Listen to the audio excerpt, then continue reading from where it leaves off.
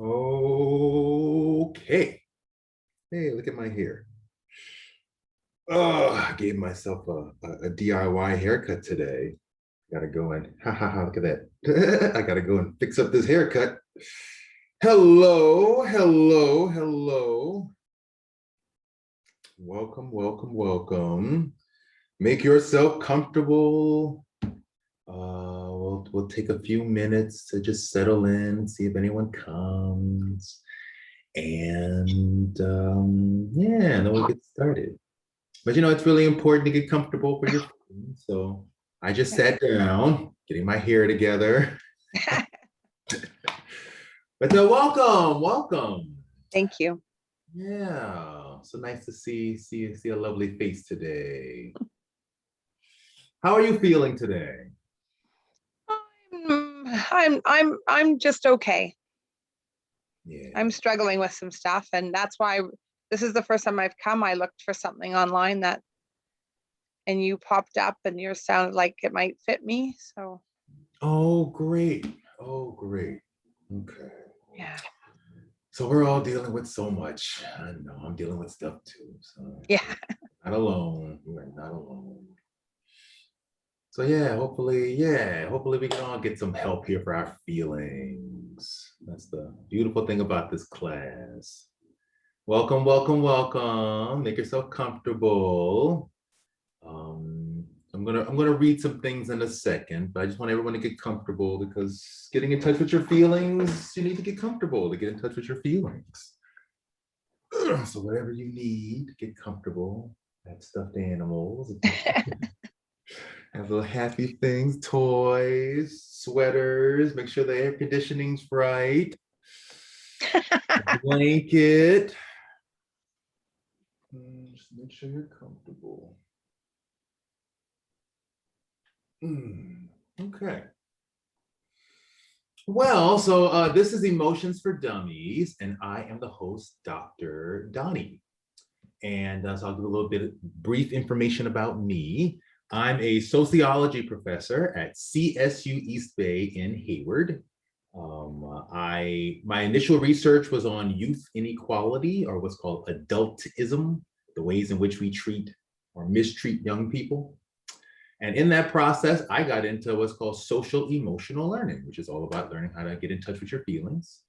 And I am also going back to school, so that way I'm getting my 4th master's degree in counseling psychology. So I'm learning how to become a school counselor as well. So this is a life journey for me, like for real. So I have a series of exercises that I'm using for these classes. There's a beginner series that's 1 month, and then a regular series that's this month. And then after this regular series, there's an advanced series after this month. So you're welcome to drop in at any time, but you're more than welcome to stay for the whole 3-month series as well.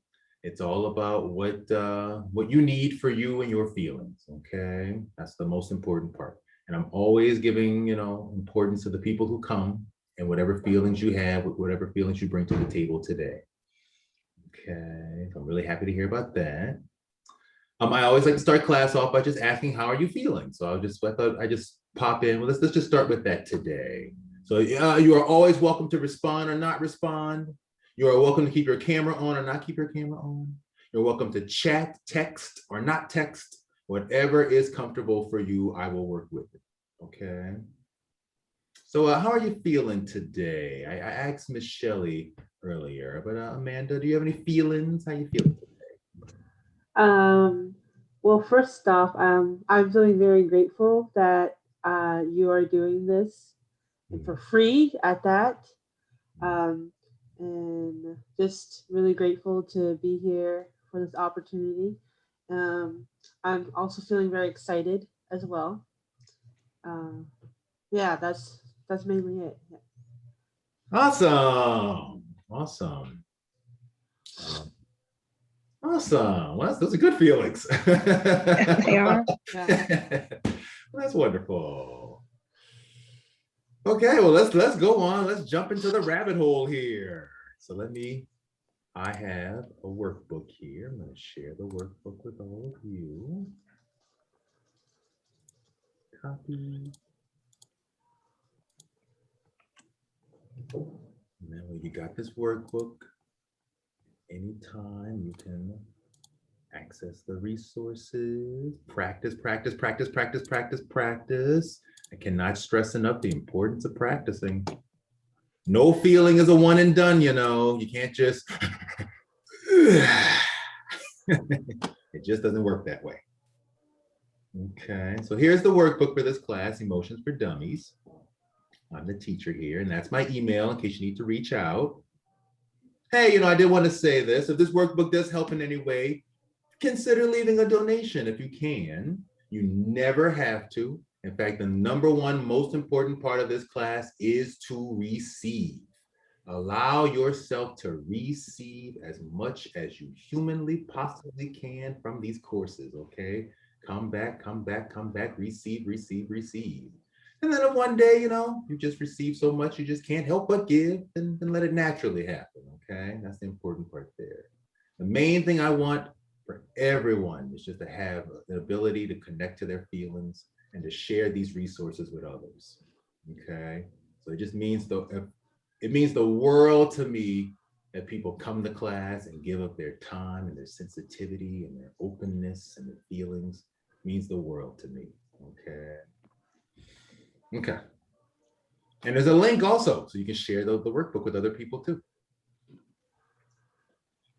Okay, so you know, this class is this class is about 1/2 of what I teach my college students in my actual course. Okay. So in the course of 1 month, you're going to get a lot of information about your feelings. Today, we're going to go through a self-care plan. You're going to have an intro to mindfulness meditation in case you've never meditated before, an exercise on how to tell yourself the truth, and we're going to have a discussion about trauma. Okay, so we're going to get a whole lot of wonderful things in a short amount of time here. Okay. And as you can see, week 2, it's an emotions list, a Byron Katie Judge Your Neighbor worksheet, and a self-love exercise. Week 3 is on meditating on emotions and a body scan. And then week 4 is we put it all together into a final exercise called the Ego Killer. Okay, so that's some fun stuff there. Let me get there. So a bit of information about this workbook. You know, you can always read this in detail on your own later. So I'm going to give you the from the heart explanation here. But this workbook is all about learning how to get in touch with your life.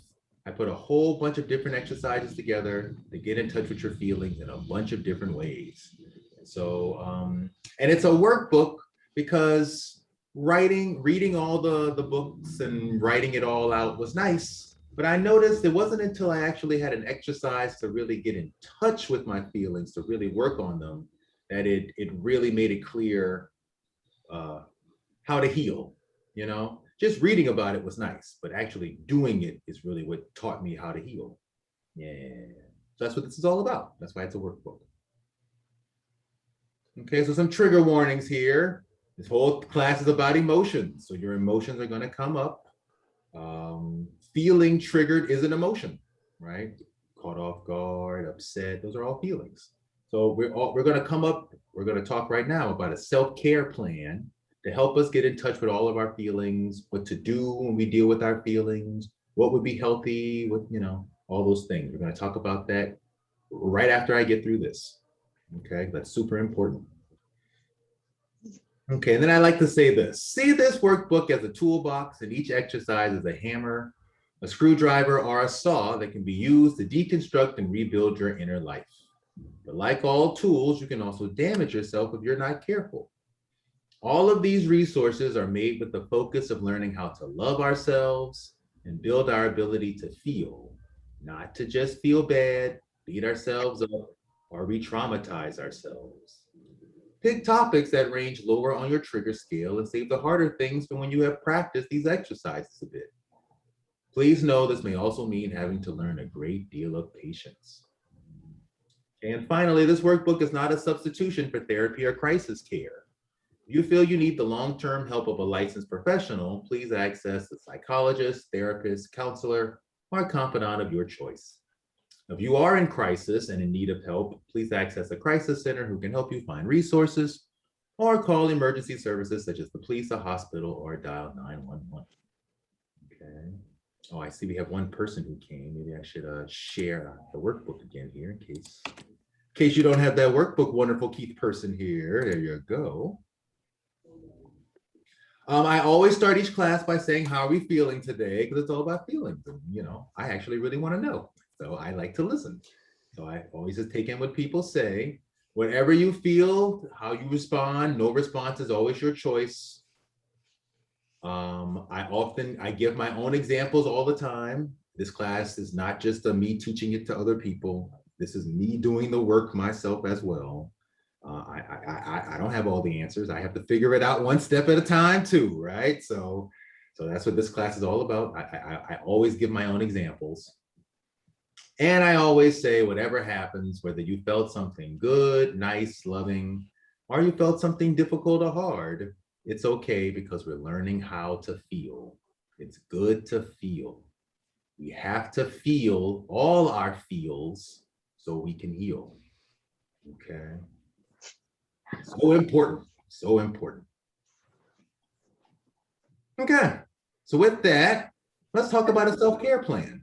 Evan, is everything okay? Let's Okay. talk about a self-care plan. I heard. Hey, oh, Josie, my rice pudding. Hey, I may, Miss Shelley, we may put you on mute though for a minute while you. Yeah, sorry. Thank you. It's all right. Okay, so let's talk about a self-care plan. Oh, look, there's a cat. Oh, it's walking right past my door right now. Check it out. Animals everywhere. Look at that.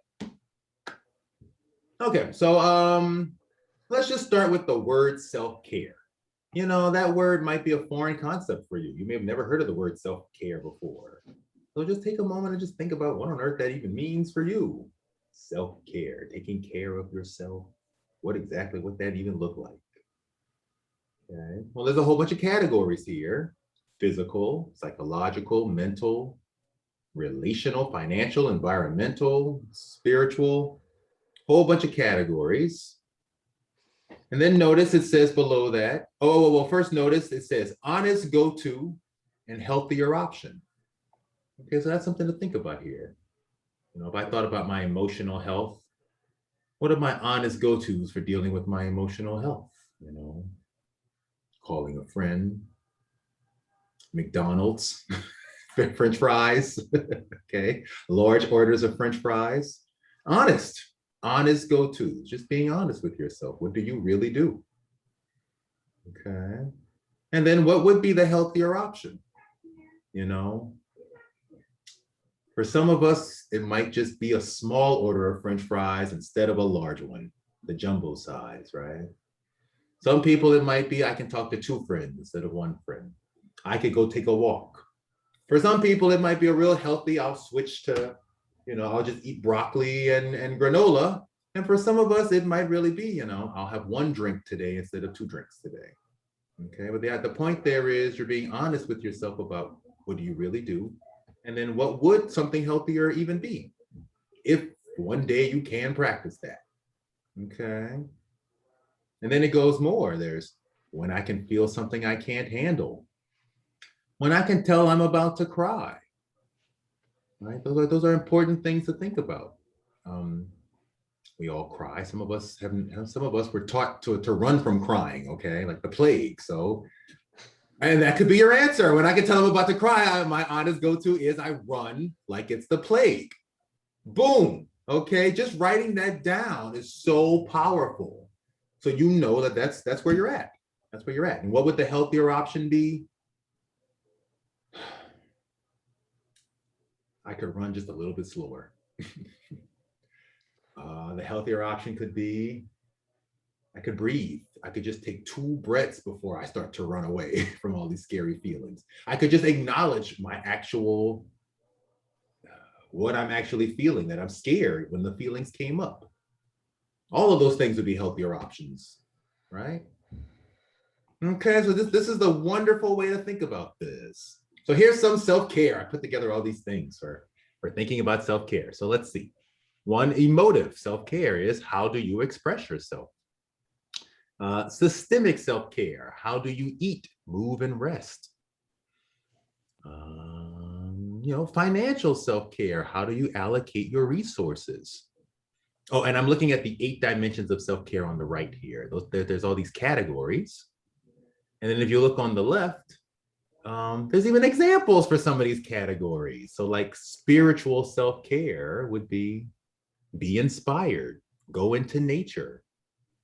It even says self-cherish. I like the sound of that. Play with children, bathe in the ocean, watch sunsets. Hey, that's a nice one, watching sunsets. Sunset's gonna happen sooner than later. Forgive yourself. That is an act of very good spiritual self-care. I'll say that. And like this one even has professional self-care. Set boundaries, take time for lunch. Learn to say no. Oh man, that can be a real challenge, right? For some of us. Okay, so a whole bunch of things there. And then there's even more ideas because, I'm learning to work with kids. So I made it even simpler. When you're upset, sad, angry, things you can do. You can just take a walk, listen to music, take a nap, take 20 deep breaths, exercise, ignore annoying people, do a puzzle, take a bath. What's the other one say? You can count to 10 and back in coordination with my breath. Think about 3 things you're grateful for. Do an act of kindness. Rub or tap my temples. Push my palms together. Okay, so I mean, really, anything you can think of to give yourself self-care. It doesn't have to be, that one time you finally got an hour free, this one time in the month to take a special bubble bath and cook yourself a special meal. It doesn't have to be all that. It can just be pushing your palms together. Till 20 seconds to breathe. Okay, and the most important thing is to just really be honest with yourself about what are you actually doing right now? And then what would the healthier option be? Okay, so let's just take 10 minutes. You can do this in your mind.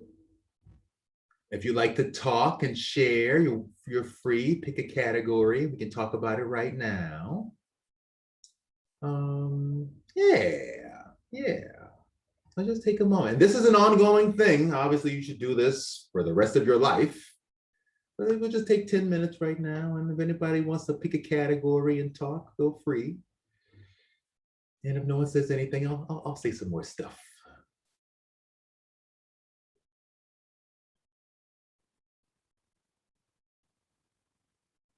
Okay, I'll say some stuff. Okay, here's some stuff.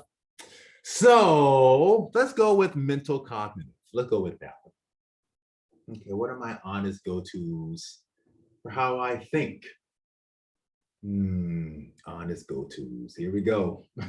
I have a tendency, especially when things go wrong. I notice I have a tendency to catastrophize. I go into worst case scenarios. And then I'm always trying to come up with a plan to deal with the worst case scenario. So then it's like worry, plan, worry, plan, worry, plan, worry, plan, worry, plan, worry, plan, worry, plan. And that crap is stressful as hell. It's stressful as hell. It takes whatever is difficult and turns it into just nightmarish, And, I could have, if you apply it to things in your life, I get a hangnail. And then I worry, plan, worry, plan, worry, plan. My hangnail will turn into gangrene. I miss one car payment and I worry, plan, worry, plan, worry, plan. And it turns into Well, now I'm living out of my car and I can't make food and I can't get my life falls apart. You know, it's sort of a guaranteed way to ensure your mental life falls apart if you constantly worry and worry and worry and worry as a way of dealing with your life's problems. And all that being said, I worry. You know, that's something my mother worried. My mother was a chronic worrier. She taught me well. She taught me well. And so, you know, I am learning as an adult how to deal with these feelings in a healthier way, how to deal with my mind in a healthier way. So what would a healthier option be? One is to acknowledge that I was trained by my loving parents into coping mechanisms that are not so healthy. I got to learn, they didn't teach me the healthiest coping mechanisms. That's one, acknowledging the childhood stuff. Two, you know, honestly, I've been playing a game with myself. I go, okay, you worried for 10 minutes straight. You came up with all these plans, right? It's 5:21 right now, right? Okay, so at 5:11, you worried for 10 minutes. What could you have done instead during that time? Well, you know, honestly, I could have just relaxed. Okay, well, you know what? It's going to be 5:31 soon. What could you do for the next 10 minutes? You could just relax. Okay, let's give that a shot. Let's give that a shot. You try worrying. You did. You're good at that. We know you're good at that, right? So what would just 10 minutes of mental relaxation even feel like? And you know what? You might pull off 10 minutes. You might only pull off 5 minutes. You might only pull off 1 minute. But that's 1 minute more relaxation than you had before. And if you can get to 1 minute, you can get to 2, you can get to 5, you can get to 10 one day.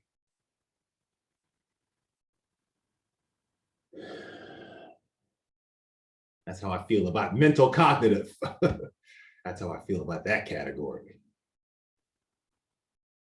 Okay, well, let's think about it for a second. You know, let's try physical. Let's go with physical. Let's take a moment and think about, how are we treating our bodies? How are we treating our bodies? You know, scan your week. Scan your week, scan your life. How are you treating your body this week?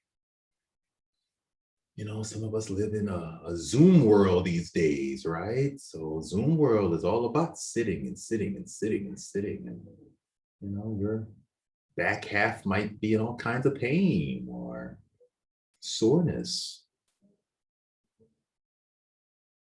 You may be someone who is just pushing yourself constantly. In which case you may feel tired underneath it all. You may be a workaholic. You may be someone who you eat comfort food as a way of dealing with your feelings. So you just load on the carbs, load on the pasta, and eat big baked potatoes with lots of butter and sour cream. Those things are wonderful. You know, what is your honest go-to for your body? What is it? What is your honest go-to? Just take a moment and see how honest you can be. Not here to judge, just here to notice. And if feelings of judgment come up, just notice those feelings too. One way you might manage your feelings is by judgment. But just notice, just notice. If possible, give yourself compassion for how hard you may be on yourself. You know, I'm 39, but there's a part of me that still wishes I could be 20 and still lift the weights and stay buff real easily and eat whatever I want and drink whatever I want and be just fine. There's a part of me that struggles with accepting that that was 20 effing years ago now. And the person I am today can't do those things. And yeah, if I can work out, but I will never be suddenly poof, the 20-year-old I was. It don't work that way, right? Although in my mind, boy, my mind had control. Boy, I tell you. I would just bewitch this whole thing, just boom, Okay, but it don't work that way. So those are my honest go-tos. Those are my honest go-tos. Wishing I could have the body I had, wanting to stay in shape, just pushing myself. The workaholism thing, that's definitely me. Okay, and then what would be healthier options for you? What would be your healthier option? You know, it might be that time to relax, just those 10 minutes. It might just be, you know, slightly less cheese in the food. It might be adding some broccoli. Might be finding a better chair for yourself. Yeah, it might be some back massage. You know, when this class is over and I make dinner and dinner's over, I'm going to sit in bed and watch a movie. But, you know, I could sit in bed and watch a movie and actually use my back massager, take care of my lower back instead of just ignoring it, you know? Well, I'm glad I thought of that just now. Oh, oh, that's wonderful. Oh, good. Often I forget that thing. I let it just sit there and then I just forget about it. And I totally have back pain and I really could do something about it. That would be the healthier option. That would be self-care. That would be self-care. Ignoring myself would not be the best self-care. I could pick something healthier than ignoring my pain.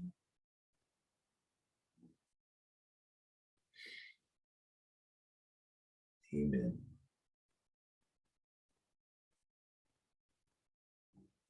Okay, and then the next part down here. Oh, wait, hold on. Let's do one more.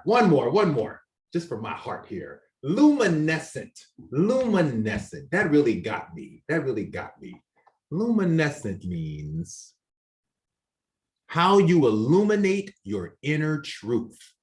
How you illuminate your inner truth. Let's take a moment on that one. How do you illuminate your inner truth? I mean, that's a question. Do I even ever ask myself that question? How do I illuminate my inner truth? You know, thinking of the times in my life I've honored my truth, even when no one else did. The times in my life when I was confident enough to speak it out loud, and the times in my life when I wasn't confident enough to speak it out loud. The times when I at least recognized it, even if I couldn't speak it out loud. How do I illuminate my inner truth?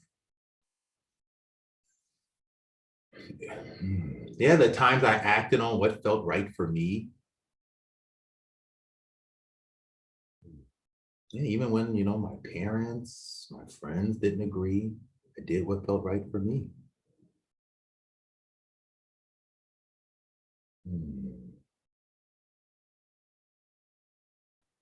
I could even point to maybe my apartment, the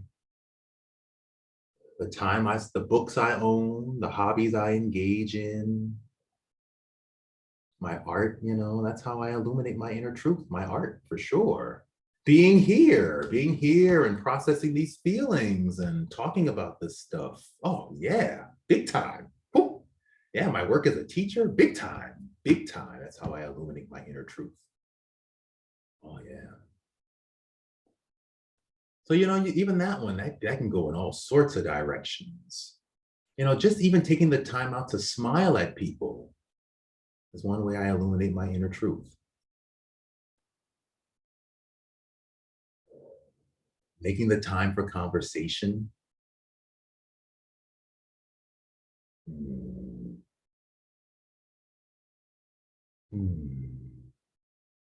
Yeah, letting someone know I care. Making the space for people to come into my world is another way I illuminate my inner truth. I don't just keep it to myself, I can share it with others.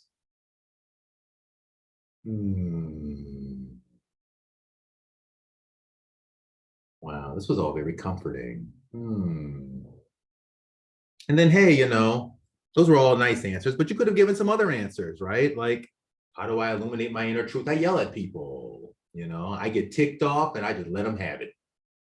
Hey, how do I illuminate my inner truth? When people say things I think are ignorant, I just blow up in rage at them. I get real judgmental and ragey.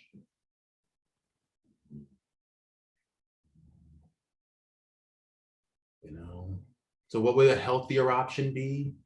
Well, let's think some healthier options. Well, obviously there's healthier options to that getting mad at people part, but even all those things I just said earlier, what would be a healthier option? One healthier option would be acknowledging no human being is an island to themselves. We all have to share and care and love. Sharing is a big part of love, right? So sharing your inner truth is a big part of loving yourself. It's the sharing. Yeah.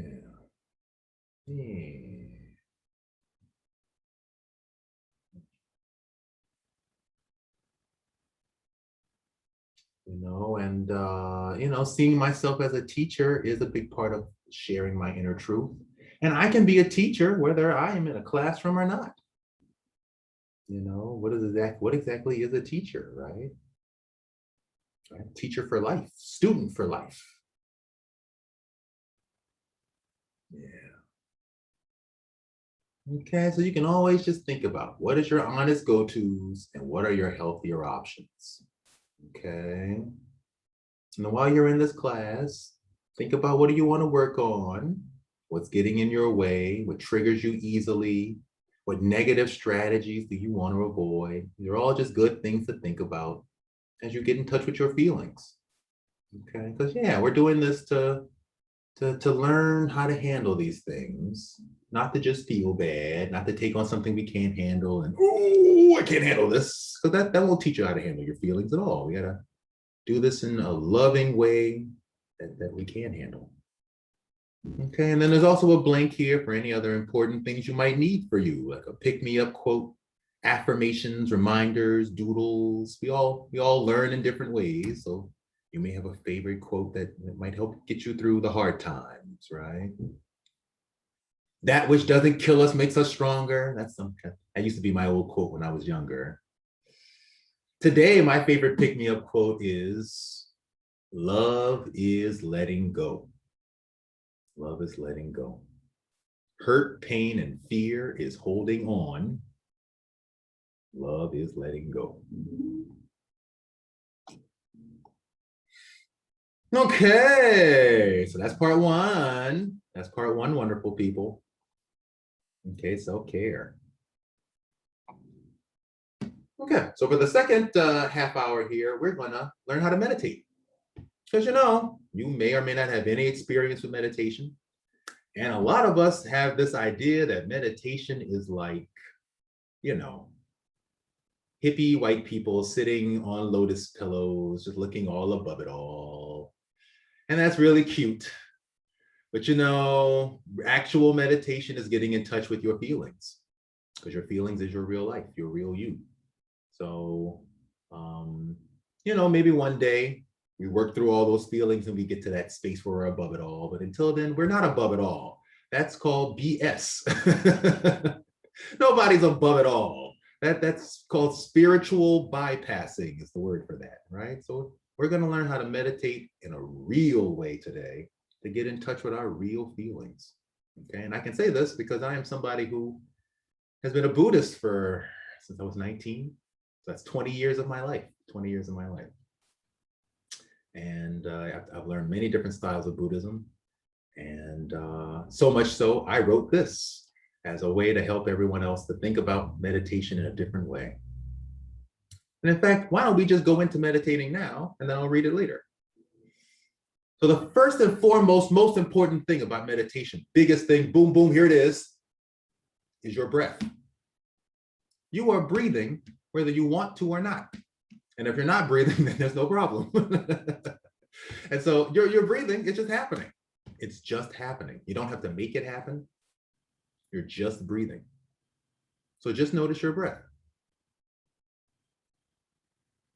You may notice your breath changes when you bring consciousness to it. You don't even have to keep your eyes open or closed. You don't have to do anything. You're breathing one way or the other. So just notice your breath. You could be in the middle of the most heated argument ever. And if you just notice your breath, you will return back to this place. Just notice your breath.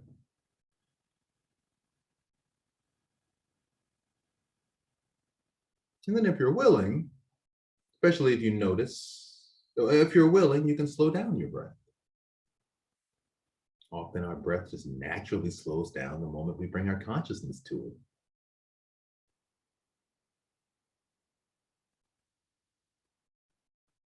And then, of course, you may notice a million things popping through your mind, like popcorn, just poppity pop, pop, pop, pop, pop, pop, all over the place. Yeah. So notice. See if you can just go back to the breath. Notice the popcorn. Feel the weight. And just go back to the breath. That breath's still happening, even if you get the most stressful thought ever. You know, even if something super scary happens, you gasp, and then the breath returns. Even when we're super scared and go, I can't breathe, I can't breathe. Oh, you know, Mr. Floyd. Oh, George Floyd, you know, that whole incident with this man. You know, even the testimony of his trial, it was extremely reduced airflow, but the lungs still tried the whole way through. That's the power of the breath. You know, the lungs will do their part as long as they can. Just notice your breath. Just notice. Anything comes up, just let it go. See if you can let it go. If you can't let it go, see if you can give yourself compassion. Just go back to the breath.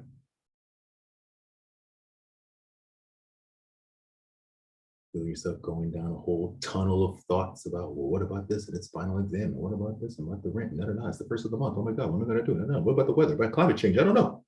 And then go back to the breath. Breath's still happening.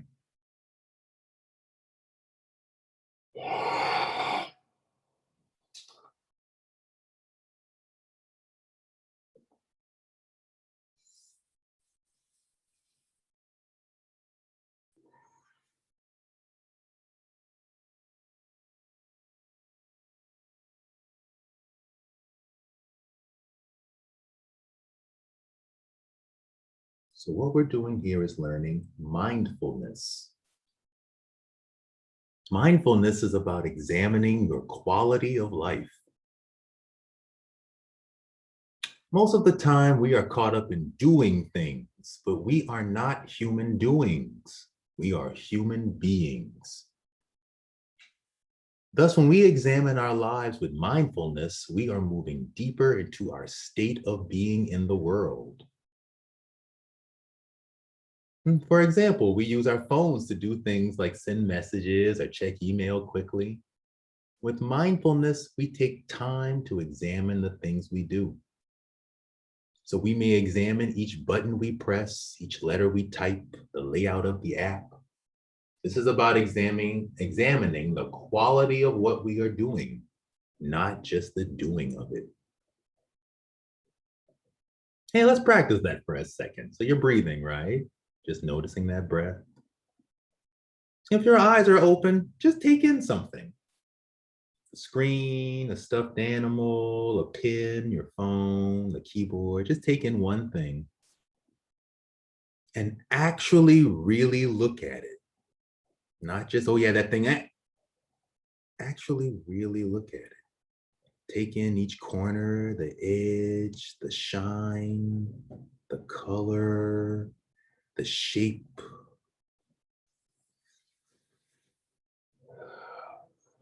Really slow it all down and just take it in.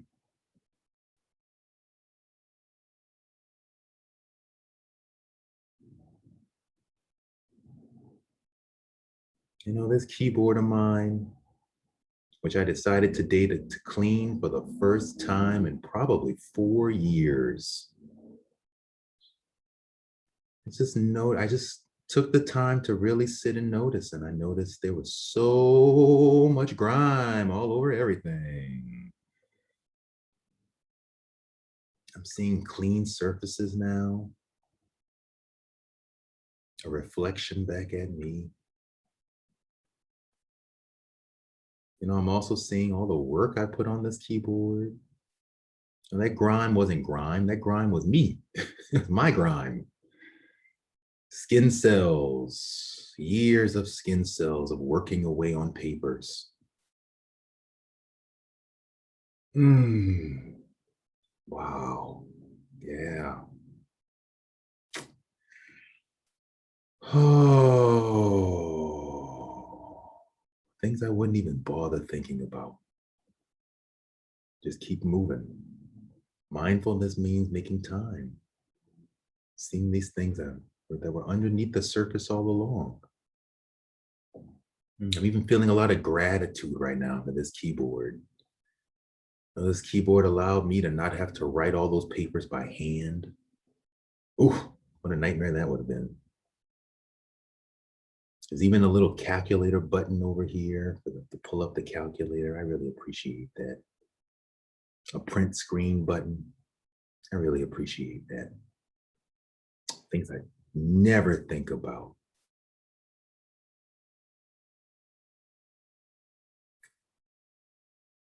Even the little volume button that's right here. So I don't have to find the volume button on the side of the monitor.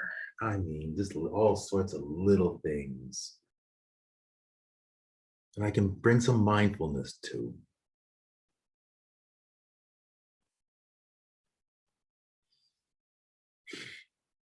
In traditional old school meditation, we develop mindfulness by sitting in silence and being with our thoughts. The idea here is that eventually you will learn to treat yourself with compassion, and I'll add, and learn to let go.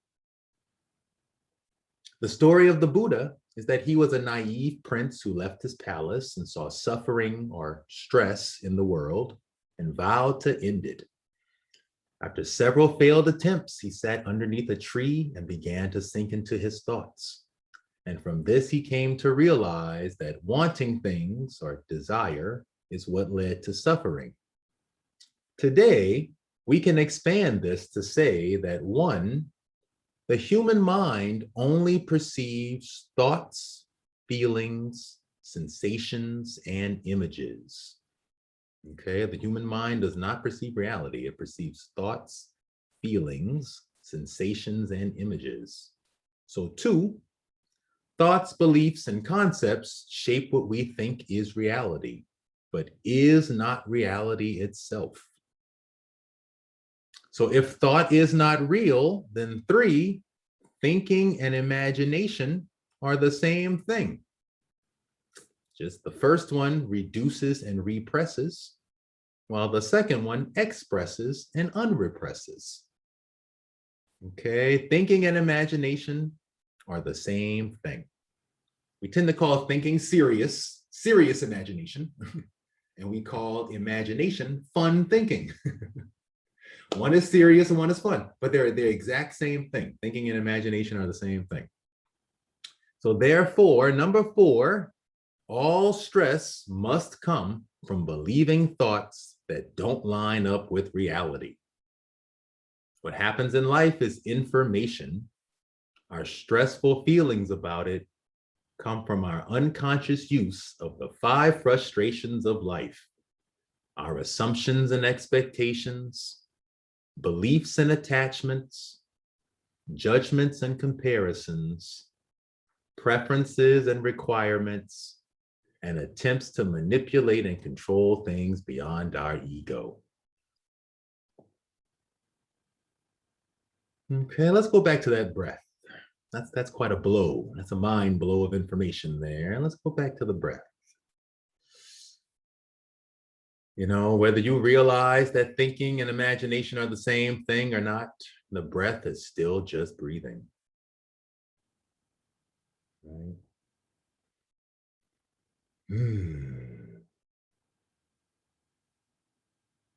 Okay, we all live in a mental universe, right? But our mental universe is just that. It's in our mind, right? There's the chair you're sitting on right now, and then there's your thoughts about the chair you're sitting on right now.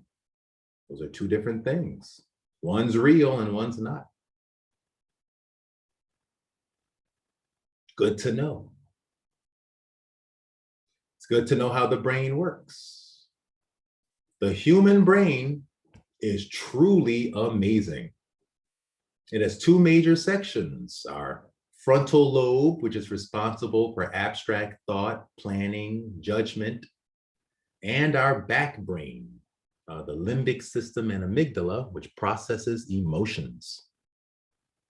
This part is also more connected to our spinal cord, heart, and our stomach gut, our gut feelings, which research also shows have neurons surrounding them that create our deep in the heart feelings and gut reactions. In fact, our brains have 100 billion neurons making 10,000 connections with each other, doing 50 processes at the same time. Unfortunately, that means the human mind can think 80,000 thoughts a day, or 1.5 thoughts a second. Worse, 98% of those thoughts are just repeated over and over. Even worse, some argue that 80% of those thoughts are negative. Add to this the fact that only 20% of the brain is conscious. The other 80% of the human brain is unconscious. And it's clear how our mind can be our worst enemy. Putting a bunch of unconscious negative thoughts on repeat guarantees you will focus on what you lack, blocking your ability to be open-minded, question anything, or develop stillness and mindfulness. In contrast, Buddhism offers cultivating positive thoughts of gratitude, compassion, and kindness. Genuinely finding the good, and especially the good in what we think is bad, shifts our mind into a friend or a space of more support and possibility. So these days, modern physics, spiritual people, and hippies all agree that with the creation of the Big Bang came the creation of consciousness itself. Despite that, many people feel that meditation is boring. Well, it is. When we meditate, we are boring into our inner universe, which is just as vast as the outer universe. So, boredom brings us to the kingdom, or queendom, if you like. Each person is a total inner universe of things separate from other people. It is our inner world that shapes how we make sense of our outer world. Okay, so to help us with our thoughts and feelings and to greatly expand our consciousness, in this class, we will learn a variety of techniques for developing mindfulness. Okay, so let's go back to that breath. How's that breath going? You still breathing? Are you sure? How's your mind doing? Jumping all over the place? Yeah, so just notice that breath. Notice the breath. You know, there's no point in time at which your breath will go, you know, honestly, you think too much. I'm out of here. You know, your mind might do that to your mind may want to do that all the time to you. You know, I can't handle this, I'm out of here. But the breath can't just poof, just check out like that. It just stays in support. Just notice your breath.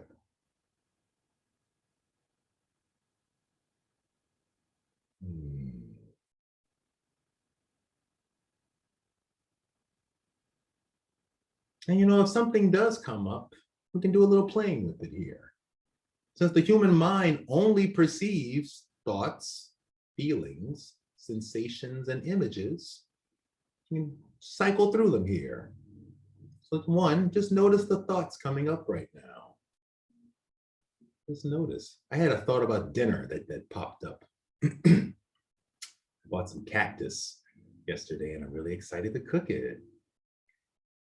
Okay, so those were thoughts. And then just notice the feelings that might be connected to those thoughts.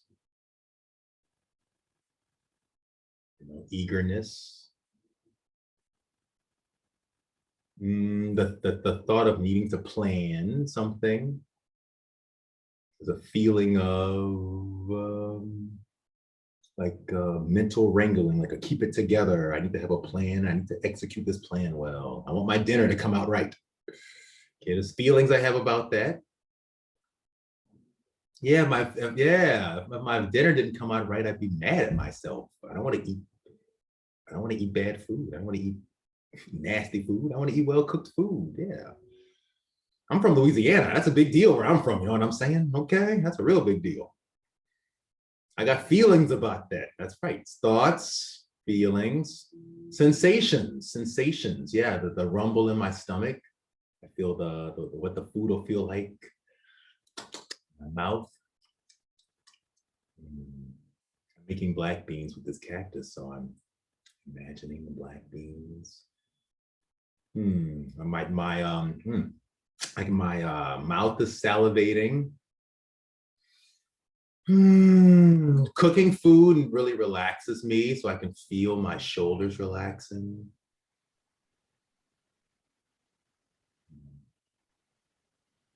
And then images. Yeah, there's the image of me in the kitchen. There's the image of me with a spoon putting the black beans into my mouth. There's an image of me being happy that I did this because I'm taking care of myself. Yeah, for me, cooking is a huge self-care thing, big time.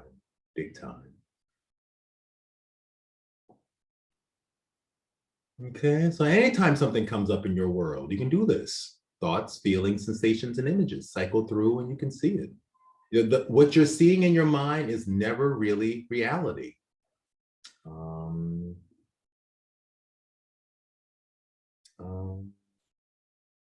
You know, school is about to end for me, this semester anyway. And I have to immediately enroll in the summer school. And okay, so summer school. Thoughts about summer school? Well, you know, I'm kind of tired. I really wanted a break. And so I was hoping to take the whole summer off, but there's so much work I have to do. Those are the thoughts I'm having, the work I have to do, wanting to take a break. What were the feelings I had? Oh, the feeling of tiredness, a feeling of having learned so much already. There's a little frustration with wanting this to be more on my pace. And I appreciate I'm acknowledging these feelings. You know, there's also the feeling of trying to just get through it, wanting to rush to get it over with. Thoughts, feelings, bodily sensations. You know, my brain feels a little cramped, all the learning, all the reading I've had to do. My lower back is, you know, kind of in pain from sitting in this chair for so long. Bodily sensations.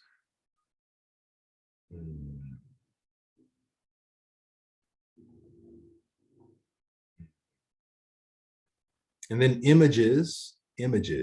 Yeah, I see me just writing yet one more paper. I also see me reading, doing a lot more reading, but getting something out of it. Images. I see summer. I see like just it's hot outside and I'm doing work and I think of any excuse so I can go outside and get some sun. Okay, that's what's going on in my brain when I think about this issue. All right, none of that's actually summer school. I have no idea what summer school is going to be like. It hadn't happened yet. You can't know anything until it really happens. But that's all the stuff I'm holding inside about it. And so that this offers a great way to flip through it and take a look at it. Right? I could question every single one of those things I just came up with. Okay, so that's mindfulness meditation. Okay, so just take note of what that brought up for you. Okay, just think it's so important to know how to sink in and get in touch with your inner world. How on earth are you gonna be able to process a feeling if you can't even like sit still for 2 seconds, you know? Yeah, yeah. Okay, so we're hitting the halfway point of class here. So I just want to pause and just check in, see how we're all doing. If anybody needs anything or has anything they want to say, address, bring up. Now will be a good time. Anytime's a good time, but you know, now's a good time too. And if not, we can just pause for just a second, just to marinate in all this. We can get a nice 5-minute marination. I'll just open up the space.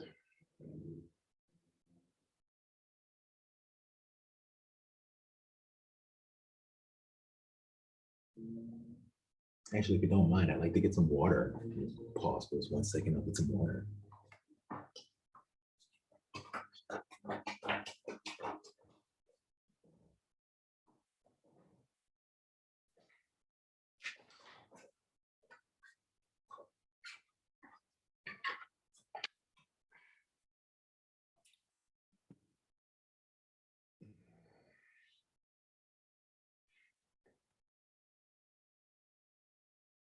Hmm.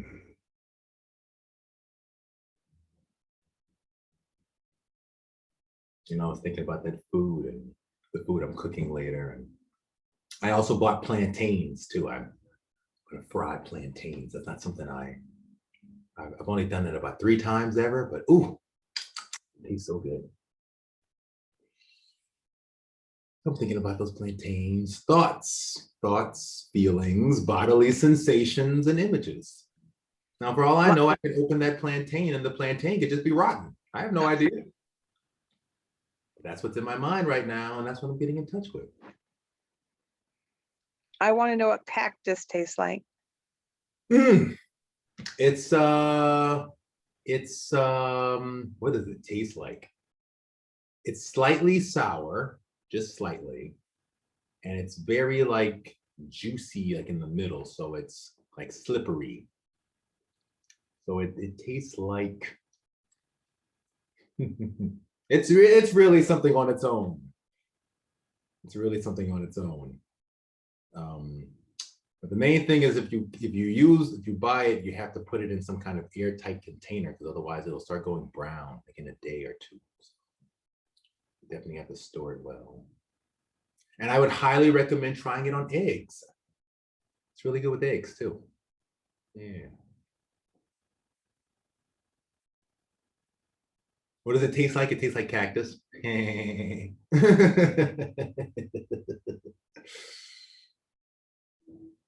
that's a hard one. That's a hard one. It's very unique. I guess, you know, it almost kind of tastes like aloe vera. Well, but aloe vera tastes horrible. So actually it doesn't taste like aloe vera. It has the texture though. Yeah, let's go with that. Yeah. That's the cactus too, right? So it has the texture of aloe vera. But it tastes kind of sour. And it's really good. It's really good. It's a really good green. Highly recommended. I really like the new perspective on meditation that you brought, where we sink into our inner world and we're looking at what thoughts, feelings, sensations, and images that we're holding, and see, and that it's not really real. And so then and if it has not happened yet, then how will you know? So that's something that was very much food for thought for me. So thank you. Oh, right on. Right on. Right on. That can be so liberating. Yeah. Yeah, because we tend to take our brain very seriously. I mean, I know I do. And I like the part you talked about earlier about catastrophizing. I am a catastrophizer in such a way. It's huge how it impacts me. Yeah. Yeah. Yeah. And so you're always living in that worry. And a therapist I talked to said, a little bit of that is actually healthy. It's good to have a plan, and but when you take it to that extreme, it's no longer healthy. Like it's okay to know what possible outcomes could be, but it's not okay when you take that's all you're thinking about.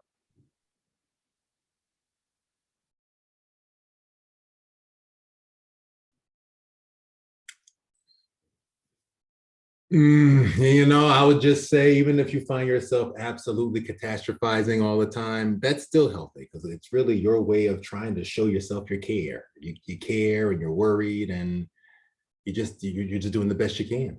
You're just doing the best you can. And if that's where you honestly are, I think it's important just to really honor it. Because I found when I told myself, well, this is kind of healthy, and it's not, it made me feel better.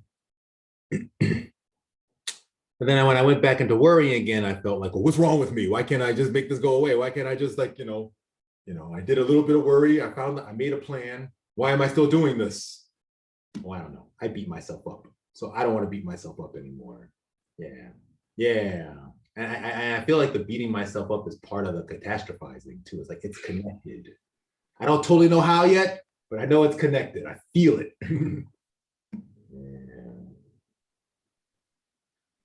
Right on. Right on, wonderful people. Right on. Well, let's keep going. Let's keep going. Okay. So the next part is an exercise on how to tell yourself the truth. Because I figured, if you let yourself feel your feelings, but then blame somebody else for all your feelings, then that won't really help you very far in life.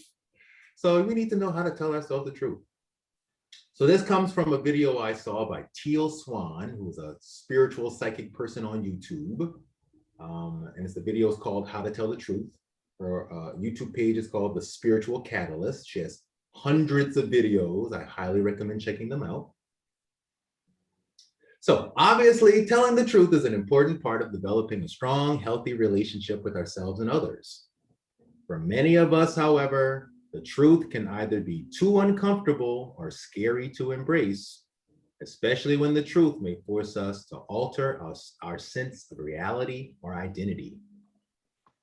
We often don't tell the truth when something happens we can't handle emotionally, such as when we're in danger, when we risk losing something important, when who we are isn't good enough to get what we want, or when we're trained by parents, adults, society, or ourselves into denial, rejection, rationalizations, and avoidance as coping mechanisms.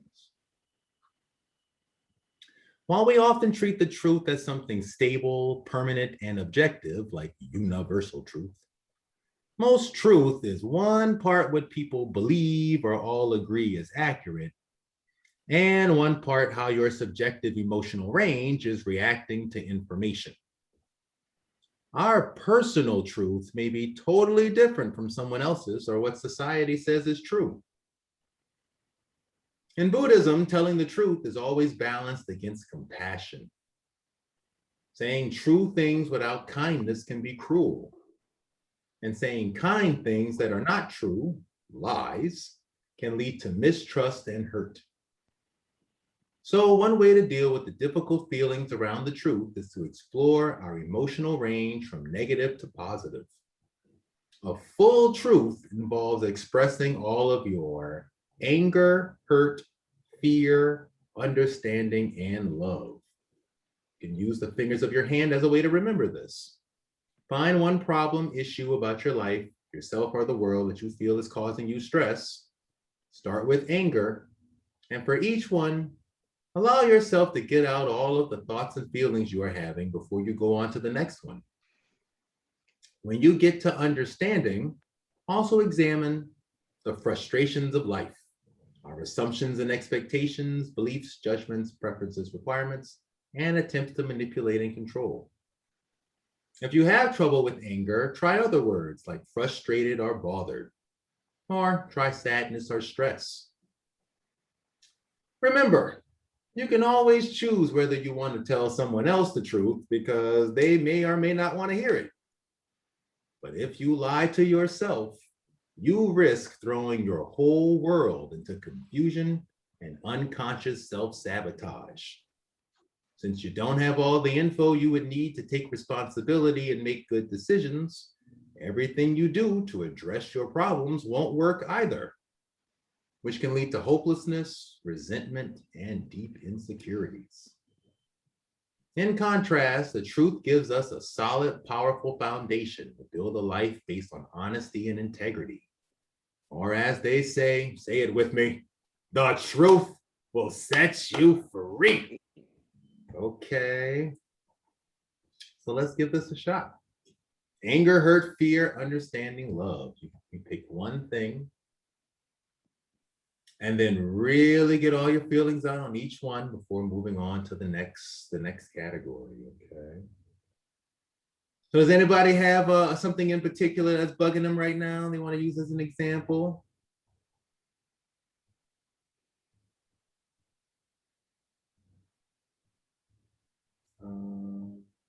I'm gonna pick rent in the Bay Area. Let's go with that. Let's just go with housing in the Bay Area. Housing in the Bay Area. Let's go with that. Here we go. Number one, anger. Anger. I am very angry at the fact that I have to spend so much money to find decent housing in the Bay Area. It makes me angry that the price of housing keeps going up and up and up and up, but the wages don't go up and up and up. It makes me angry that I have to, fill out a million Craigslist ads about my personality and all kinds of stuff to find some place I may get along with people to find a house to live. It makes me angry to have to read through all these goddamn ads to look for housing. Angry.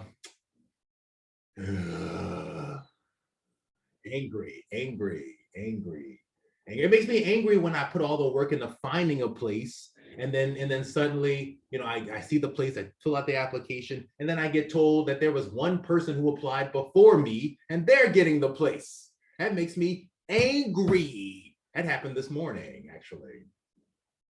It makes me angry when I have landlords who wouldn't fix things, even though I constantly said it needed fixing. They wouldn't fix things. And then I finally said I was moving out. And that's when the week before I moved out, they finally fixed the stuff I complained about when I moved in a year ago. Woo! Angry. I moved into this place pretty much because it had a pool and I really wanted to go swimming. The moment I moved in and paid all the money, the landlady tells me that, oh yeah, it's COVID-19, no one's using the pool. Who knows when the pool will be usable again.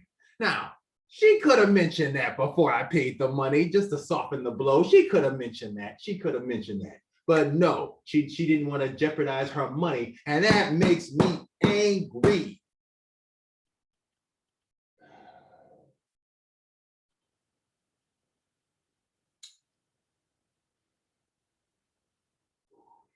Yeah, there you go. Okay, I'm hitting a good place. on that. Oh, anger, hurt.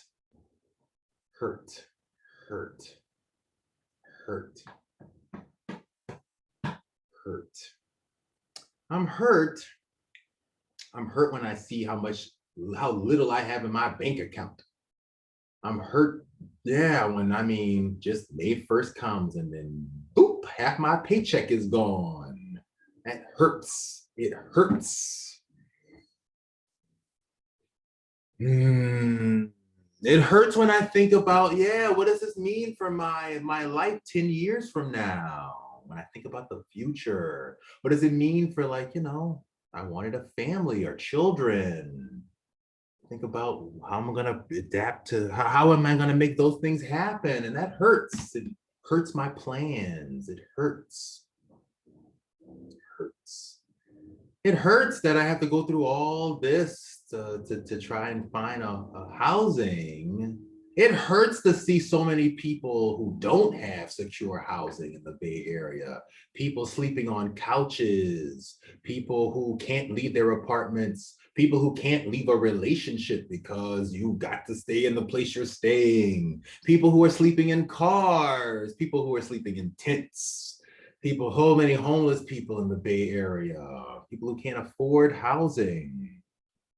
It hurts. It hurts. Children in these situations, families, children sleeping in tents, sleeping in cars. It hurts. It hurts when I go down to Oakland, because I haven't been there much in the past year, and there's all these new apartment complexes that are finally built right next to like, like right next to like the hood apartment complexes that are getting torn down, and right next to homeless encampments, these people in their posh little nice lives right next to homeless encampments. It hurts. It hurts. And specifically, I'm thinking of Martin Luther King Boulevard right there, the overpass right there. If you know what I'm talking about, there's a spot right there. It's just so many homeless encampments right next to luxury condominiums. It hurts. It hurts.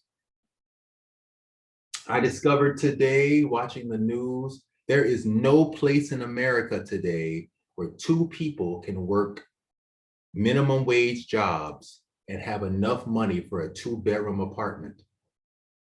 There's no place in America today. You hear it. You heard it. There is no place in America today. Two people can work a minimum wage, two minimum wage jobs and have enough money for a 2-bedroom apartment. So mom and dad and kids, two minimum wage jobs, can't afford a 2-bedroom apartment. You'd have to live in a 1-bedroom apartment to afford that. And there's many people today who work 2 minimum wage jobs and don't make enough money to afford housing. And that hurts. It makes me feel like this country has abandoned us. It hurts. It hurts. Oh.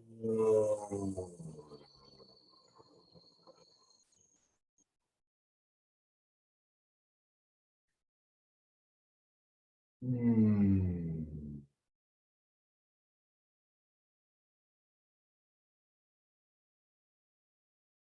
Hmm.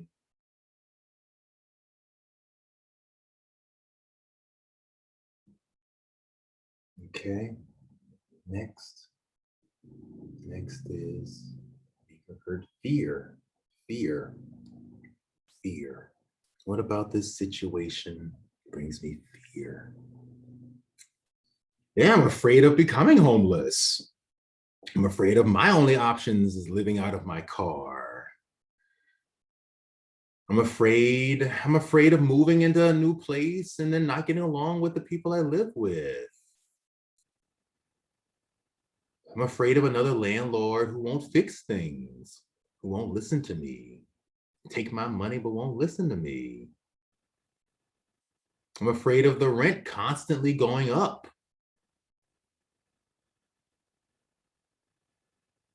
Hmm. Hmm.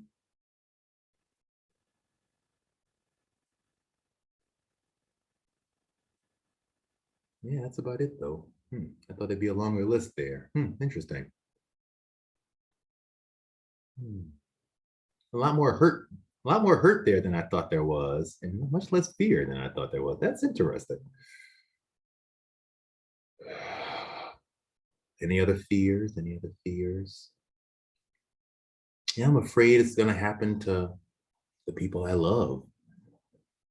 I'm afraid I won't be able to help them, just like I may not be able to help me. I'm afraid our government will never fix these things, and it'll constantly get worse.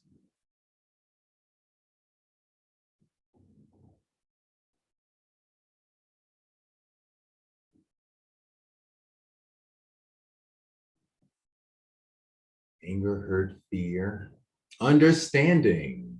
Understanding. And for understanding, we can examine all of those frustrations of life. Understanding. Well, of course, I understand that, you know, I don't control the housing market and people are going to charge what they want to get a return on their investment. That's how the housing market works. I have a preference for people who are maybe more social justice oriented and less about just making money off their housing. But I also understand that that's not how it works for people who bought a house as an investment. You know, we have a different set of beliefs there. Absolutely. Right? If I was a homeowner, I might feel differently about it too.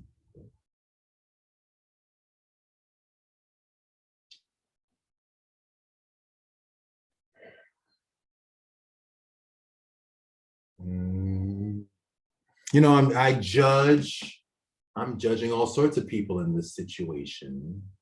And I'm judging myself as, you know, I shouldn't have to deal with these kind of things. You know, this is the realities of a capitalist housing market. We all have to look for housing and can only take what we can afford.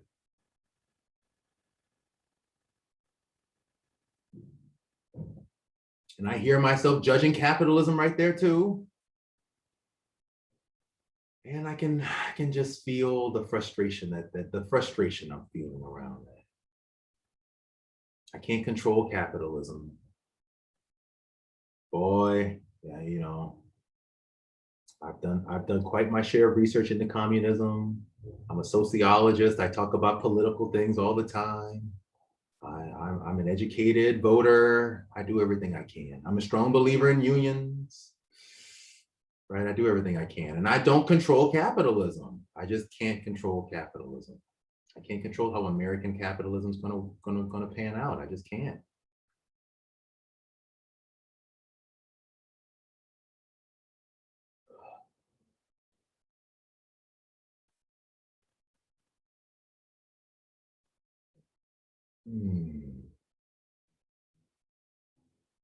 I understand I have a belief in everyone deserves a home, and I understand not everyone has that belief.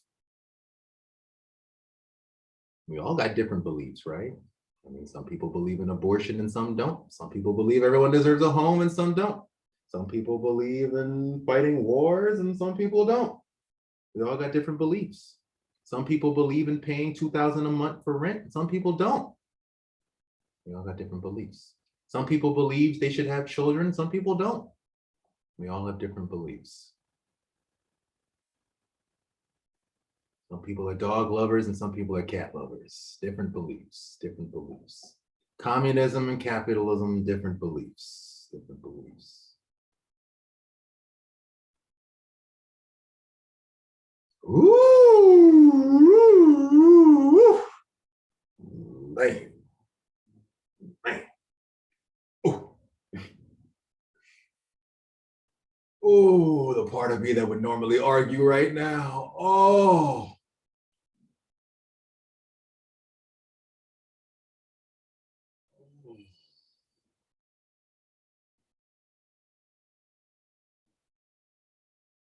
And the final one's love. Final one is love. This situation, what's something about the situation? You can bring love, understanding, love, compassion, connection, embracing love. Okay. I've lived in a different place every year since I've been in the Bay Area. I've done a lot of traveling around. I've lived in 5 different cities around the Bay Area. So I kind of like that. I did a lot of traveling around. I love that. I love that I got to see a lot of nature. I know I have special nature spots now all over the Bay Area. I love that. I really love that. It's really a cool part, yeah.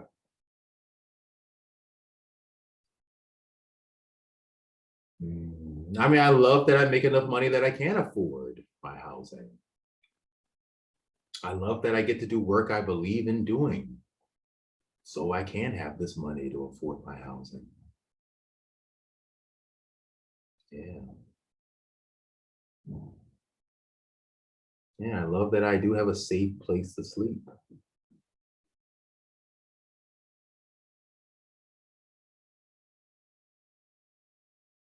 I love that I have options. I have options. I'm not stuck here forever. I move around. I love that I have options. I also love that if I don't like the rent, I can get involved politically to do things to challenge that, to change things.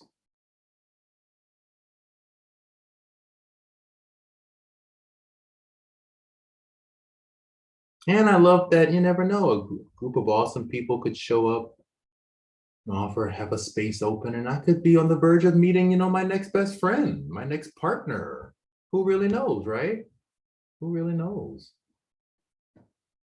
Yeah, I could be meeting some wonderful people down the pipeline. What a great thing that is, to bring new people into your life.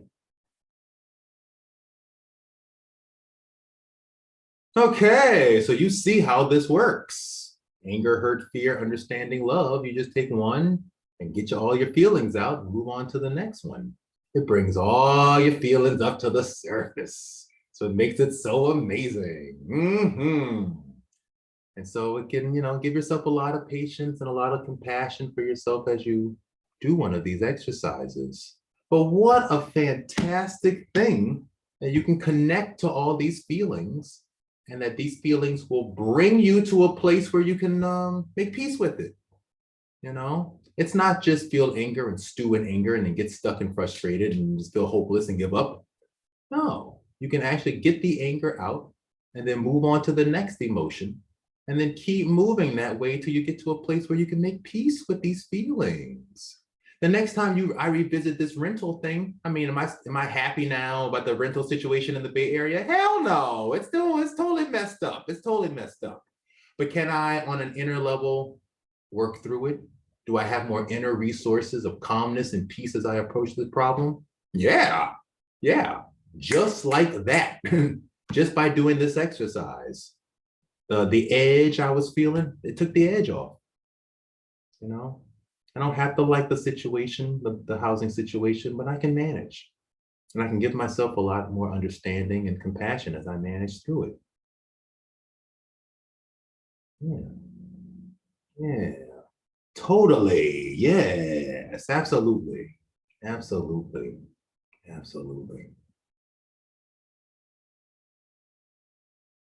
Okay. So let's just pause a second here. If anybody has anything you want to say, address, or bring up, anything at all. Haven't been looking at this chat here. My bad here. Oh, just listening. Oh, wonderful, Keith. Feeling good, little stressed. Right on. But these sessions always help. Wonderful. Okay, so we have one more exercise. But why don't we just take a couple of minutes just to pause in case anybody wants to say anything, or just get a sip of water.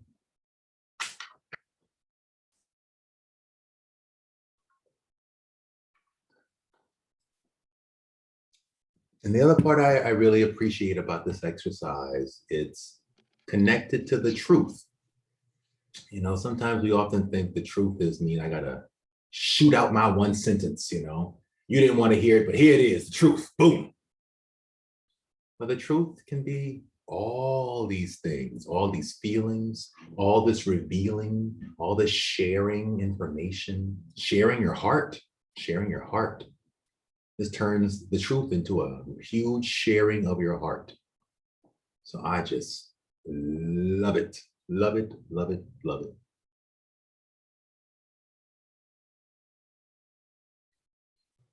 Okay. I really like this exercise. I'm looking forward to it.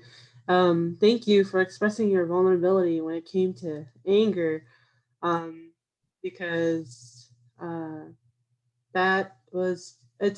it's hard to go. I find for myself, it's hard to go from it's I'm just kind of imagining myself going through this exercise, and it's, sometimes I can kind of get stuck in a negative feedback loop with the anger, hurt, frustration. And so doing this exercise is going to push me to see where I can find understanding and love with those first three things. So thank you.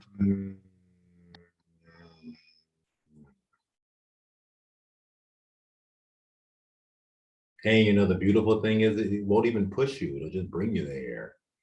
It'll just bring you there. When those things, when you really make the space to just honor those feelings, it'll just get you there right there on its own. And of course, you know, none of these exercises are a one and done. They take practice. They take practice, right?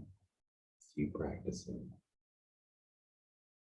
One reason why these things are often they take practice is because, let's face it, we've all been through difficult stuff in our life, right? And that difficult stuff may be lying underneath the surface of our emotional reality.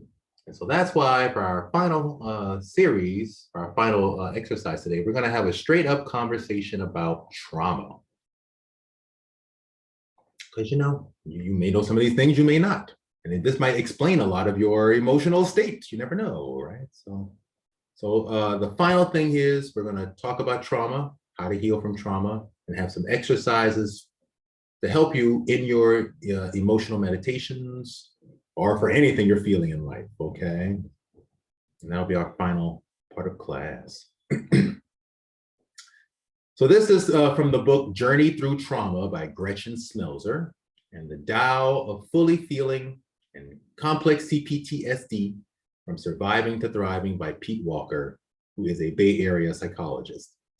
And both of these people in their books go into detail about the trauma they went through and how they educated themselves in healing from it. Okay. So trauma is defined as an experience or event that overwhelms your capacity to depend on or protect yourself, leaving you with feelings of terror, horror, and helplessness. Since the body processes physical and emotional pain the same way, physical trauma and emotional trauma are the same thing. Sure, a family death or car accident, but also things like road rage on our commute, getting bad news we didn't expect, or suddenly remembering something painful from the past. Other kinds of trauma can be cultural, like sexism, historical, like transatlantic African slavery, or psychic trauma, which is being told you would never amount to anything. So just take note of that one here. Some people, we lived in a world where we were constantly told what we would become or wouldn't become in the future, but nobody has a crystal ball. Nobody really knows. So that technically is called psychic trauma. If you were constantly told you won't be anything, you're going to grow up to be worthless, that is psychic trauma. I just want to just note that, okay? Nobody knows what the future is going to hold for you. Trauma can leave us with PTSD, post-traumatic stress disorder, where our brain copes by developing flashbacks, easily startled, nightmares, and difficulty concentrating or eating or sleeping. Repeated trauma, however, like child abuse, domestic violence, or war, is more complicated. So it leads to CPTSD, complex PTSD, where instead of trying to cope, our brains learn to shut off, go numb, and forget, go unconscious, and put up walls around our feelings so we don't have to constantly re-experience the pain. Trauma hits the pre-verbal areas of the brain, leaving us howling in fear or frozen in silence. These symptoms are often misdiagnosed as other things when we don't acknowledge the trauma. While these coping mechanisms may have kept you safe when the trauma was happening, as adults, they can keep us stuck in survival mode, afraid of the world, and unable to move on and really live life.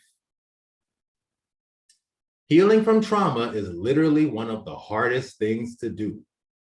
These feelings can resurface at any time, and trauma can make it hard to even open to the idea of help altogether. We have to relearn developmental milestones like basic trust, faith in the world, learning self-confidence, self-compassion, healthy boundaries, identity formation, even the ability to relax. After a lifetime of protecting yourself psychologically and physically to survive, you now have to dismantle all the defenses, protections, problematic behaviors, and habits in your life. Other people, even friends and loved ones who haven't been through or don't acknowledge their trauma, may be unable to understand or validate what you are going through. Often our trauma is connected to our relationships with people who are supposed to love us. So people in itself can be re-traumatizing. Okay, and if you want to laugh for this, you can Google #peopling. There's a whole bunch of memes about I hate people, I can't people today. Oh no, this is too much peopling for me. Oh, my favorite is Charlie Brown. He's under the covers next to Snoopy, and he says, "I can't go out there, Snoopy. It's too much people out there." Okay. Oh no, what he said? He says, "It's too peoply. It's too peoply out there today." That just killed me. Oh, that just killed me. Too peoply.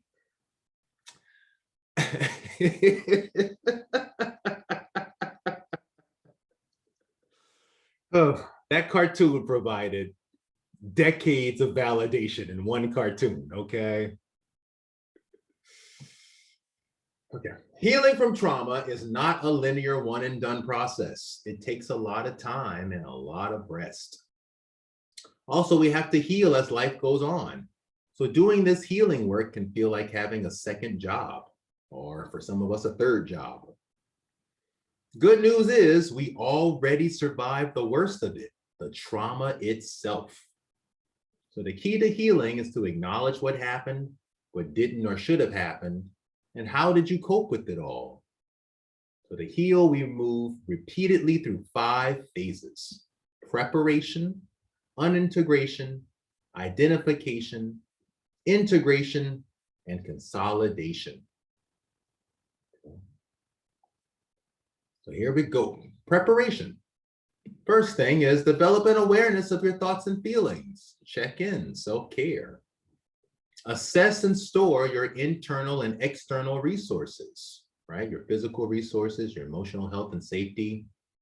What do you really need or definitely don't need so that you can handle these feelings? This can take a while and can make you nervous if your trauma was connected to being silent or staying unaware to stay safe.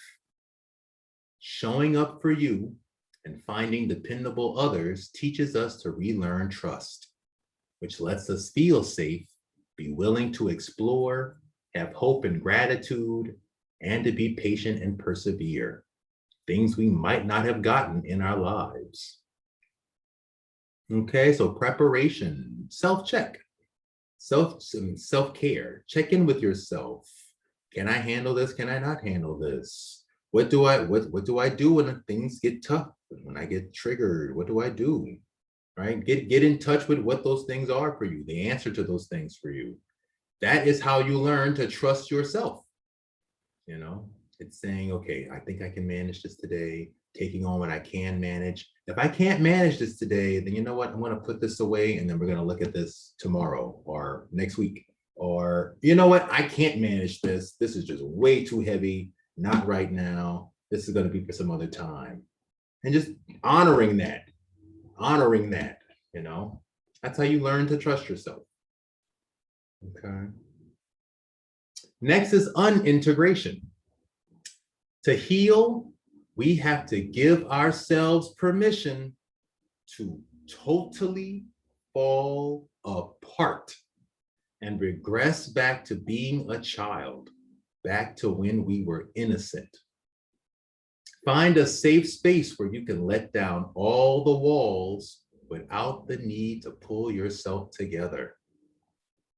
This will move the numbness and bring up all the broken pieces of pain, fear, and fear of feeling, helplessness, shame, violated boundaries, and attachment wounds. So straight up, it's gonna feel totally shitty. Expect to be caught off guard, irritable, off balance, uncomfortable, and scared. You can even temporarily lose the ability to speak.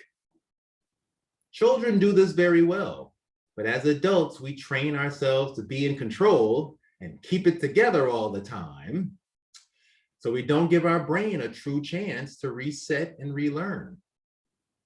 Use trust and safety to see what you can handle, and then slowly learn to handle a little more. This will create a container so that you can heal and still manage your daily life. Okay, so first is prepare, and 2 is totally fall apart. Prepare for the breakdown and then break down. Totally let yourself fall apart. Give yourself permission to totally fall apart. You know, keeping it together is an emotional strategy for getting on to the next thing, for managing your life. Totally understandable. And those parts of you that went through the painful stuff, they don't need to keep it together anymore. They need permission to fall apart. They need permission to heal. They need permission to let go. But that's all easier said than done, because we are trained to keep it together and keep it moving. We are very trained in our society to be that way. In our capitalist culture, that's all about making things and having things, and notions of success as having more things. We are taught to keep it together, not to let go of things. Let go of the stuff inside even. We're taught to keep it together. So here's the first time you may have been told, you get permission. Please, compassion is giving yourself permission to totally fall apart. Okay? Whether that's taking a whole day off, whether that's taking 1 hour, 10 minutes to just get in the car, pull over on the side of the road and scream at the top of your lungs. Whether that's going to bed an hour early, just give yourself permission to totally fall apart. Okay? You don't have to keep it together. You're encouraged not to keep it together at some point so you can heal. You get the right to heal. Those parts get the right to heal. Okay, so prepare and then fall apart. And then 3 is identification. After working with the pure feelings, we can discuss our trauma story and coping mechanisms. Trauma messes with all forms of memory. The story of our trauma can be an adult retelling with coherent sentences, or it may be childhood fragments of words, sounds, smells, and emotions. Sometimes it helps to reenact the story, not just speak it, to get the feelings out. Recognize the abuse and neglect. If you can't make sense of a feeling, ask, what would someone listening to me feel? Focus on what is true for you. Believe you, support you. This takes time and practice, so go slowly so you don't feel like your world is falling apart. You can fall back into lots of feelings of grieving, worry, and doom, so it's okay to go back to unintegration. Okay, so prepare, let yourself fall apart, and then it's tell the story. Tell the story of what happened, how you're dealing with it, and recognize what was not okay about what happened to you. Just notice the importance here of just making space to feel and then analyzing the whole thing, right? So it's really like, it's prepare, fall apart, analyze. Okay, and a coping mechanism is the tactics of fight, flight, freeze, or collapse we engage in to feel safe or avoid our feelings. Literally anything can be a coping mechanism, like disconnecting from feelings or the present moment, dissociation, hypervigilance, extreme rules to keep you safe, or extreme emotional walls that let no one in, obsessive or compulsive thinking, constantly fidgeting or checking your phone. Ooh, I got that one. Living constantly in your imagination, drugs, food, and sex, constantly staying busy, constantly talking to yourself, codependent relationships, always people pleasing, always feeling helpless, afraid to feel altogether, being super critical to ourselves or others, being stuck on negative and always expecting the worst, extreme narcissism, bullying others, relentlessly hoping things could have been different or better or not really true or not as bad as you remember, social isolation, etc. All of these things allow us to stay in denial about how the abuse we suffered is affecting us now. Allow yourself to identify them and how they make you feel. Remember, we develop these habits to survive. So be thankful to yourself and be kind to any resistance or walls you may have also. That's so true. Whatever your bad habits are, you develop them to survive.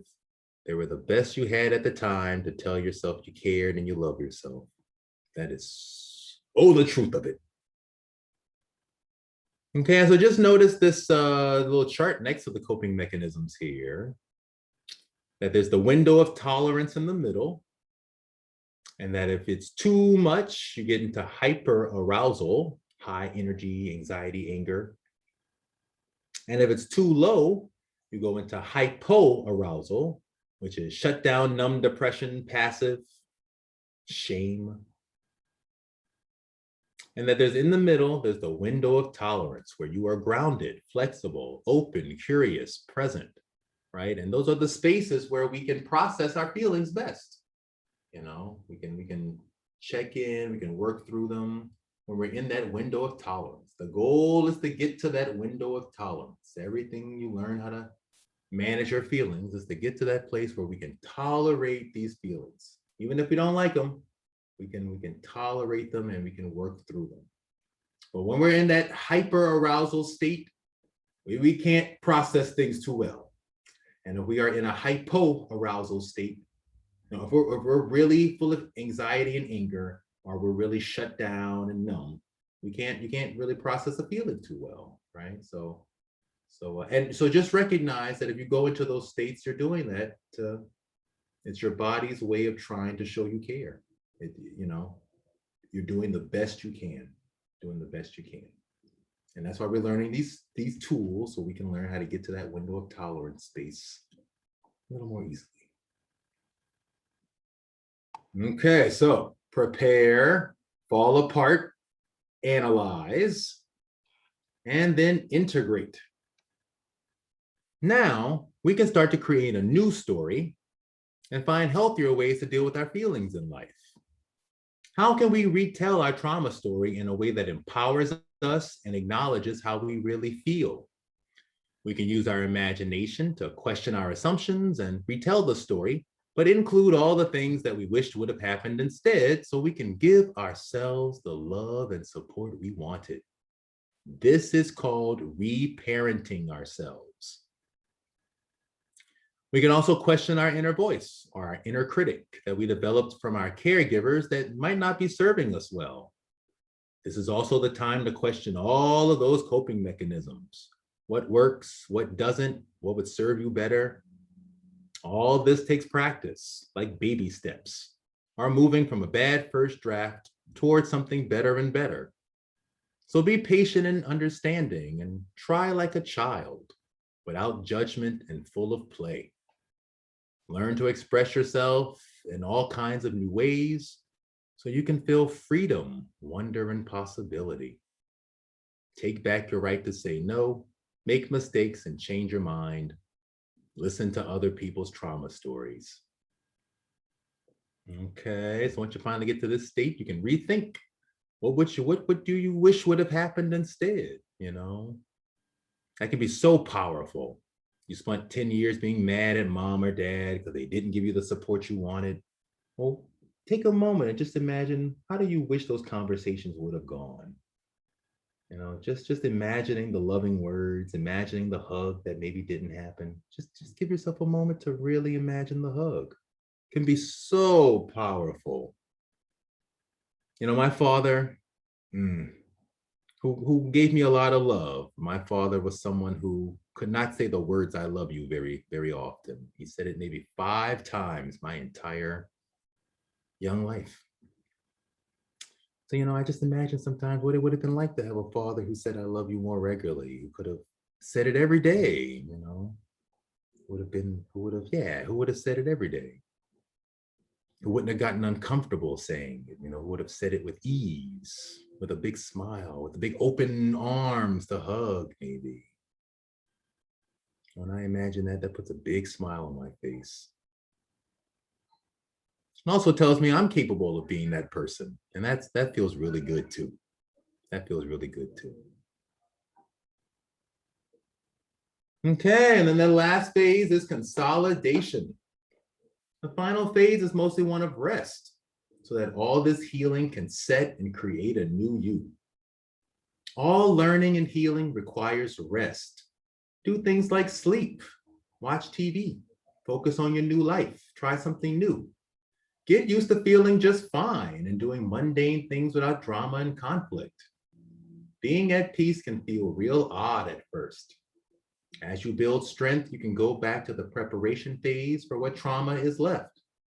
Again, this is a repeated process, going through it over and over and over and over and over and over and over and over and over and over and over again and over again some more. Is how you build up the ability to heal the things you haven't yet addressed. Remember, take it in baby steps that you can handle. Inch by inch, life is a pinch. Yard by yard, life is hard. Yeah, baby steps. Take it all in baby steps. Okay, and then the bottom part here is a little bit of information about what counts as trauma-informed care. Okay, trauma-informed care always has safety, trustworthiness and transparency, peer support, collaboration and mutuality, empowerment, voice and choice, and a recognition of cultural, historical, and gender issues. Okay, so that term trauma-informed is around. Now you got 6 things you know you can look for to make sure that, you know, it's actually being respected there. And your feelings, your trauma is being respected. Okay, so now here's the end of class here. We have some exercises for getting in touch with the stuff that may come up for us in our meditations, our inner trauma here, okay? Now I'm gonna do them right now, and I encourage you to do them with me. They may seem silly, it may be awkward, but we're doing this to heal. So just know that, right? We're doing this to heal. Number 1 is just breathing. Right? There's all kinds of ways you can just breathe. We'll do a couple of these. We did some breathing slow. You can also breathe really fast.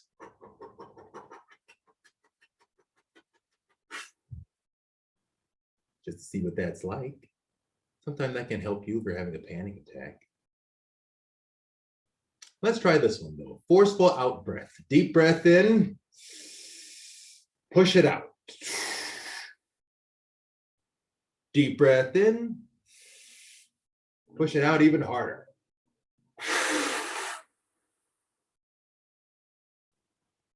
Deep breath in. Give it all you got this time.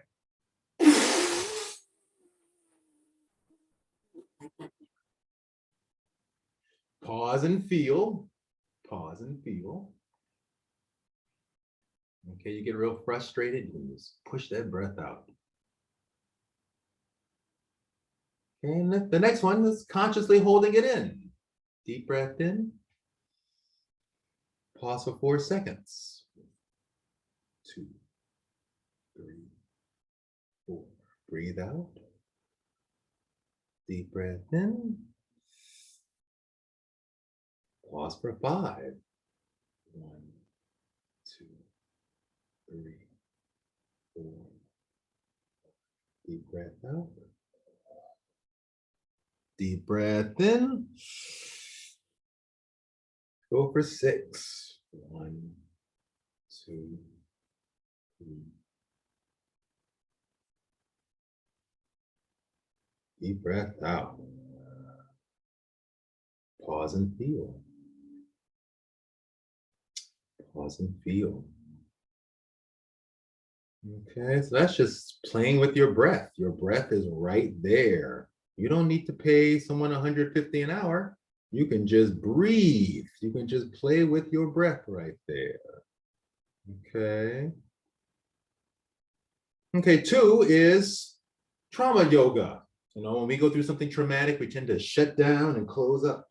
So any kind of exercises that open up our body can help. So just do some stretches. Shoulder taps, can stretch your neck a bit, raise your arms around, just move your body a little bit. Just, yeah, see what that feels like to, see what that feels like to just open your body up. Oh boy, I should do that a lot more often. Yeah, I can feel the tension in my neck. Ooh. Okay, and your face too. You can move your face around, stretch your face out, smile. Stick out your tongue. That relaxes all your jaw muscles. Yeah, there you go. Excellent. Okay, pause and feel. I should do that a lot more often. I could do that like every hour. That would help a lot. Okay, next is trauma releasing exercises. Smart people have found out that animals in the wild, when they get through trauma, they just shake. They just naturally shake it off. So we do the same thing. We have the exact same muscles. So just practice shaking it off. Practice just letting yourself shake. Just let yourself shake. The fun thing to do is to get in bed and do this, but just let yourself.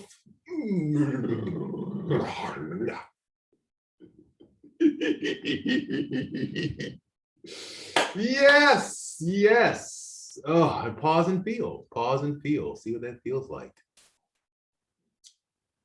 Yeah. You know, in our society, we're taught to keep it together. So no one just shakes like that. Oh, but it feels so good.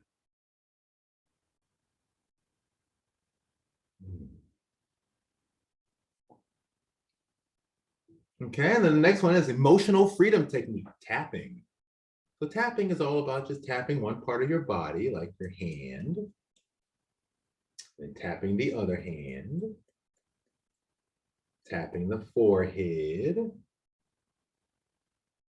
underneath the eyes,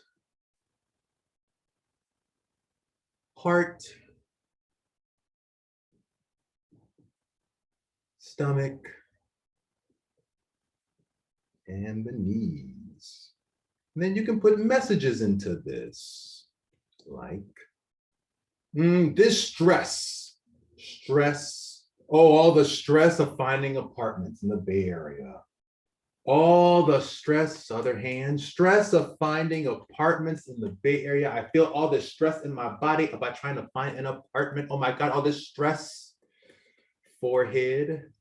All the stress, I feel the stress in my head, I feel the stress in my shoulders, I feel the stress everywhere about finding an apartment. Under the eyes. All the stress I feel in my body, all the stress I feel, heart. All this stress I feel, stomach, knees. Then we can put in a good message. Back to the hands. I release this stress. I release all the stress I'm feeling. The hand.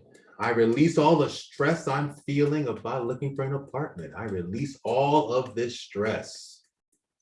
Forehead. All the stress I feel in my body, I release all of this stress so I can feel peace.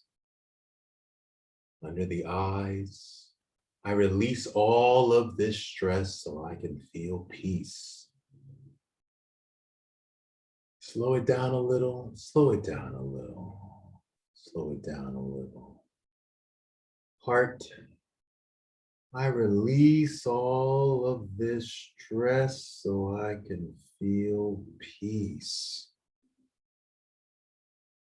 Stomach, slow it down a little. I release all of this stress so I can feel peace. And knees, I release all of this stress. And pause and feel.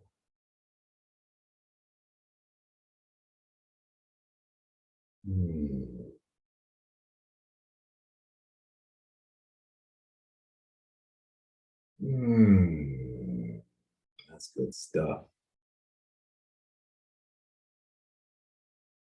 Oh.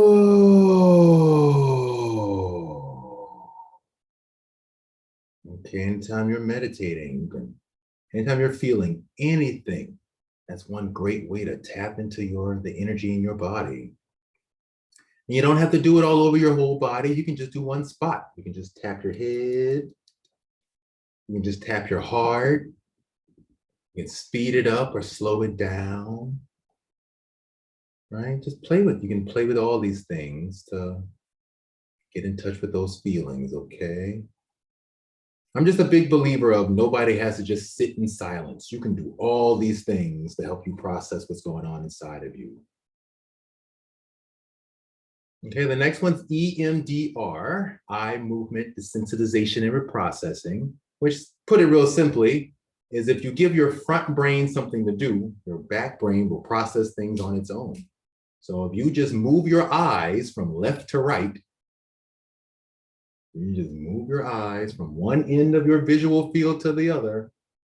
If you do this for about 20 seconds, your back brain will automatically start doing all kinds of processing on its own. And of course, you can also put messages into this too. I release all this stress. I release all this stress. Ooh, keep moving them eyes.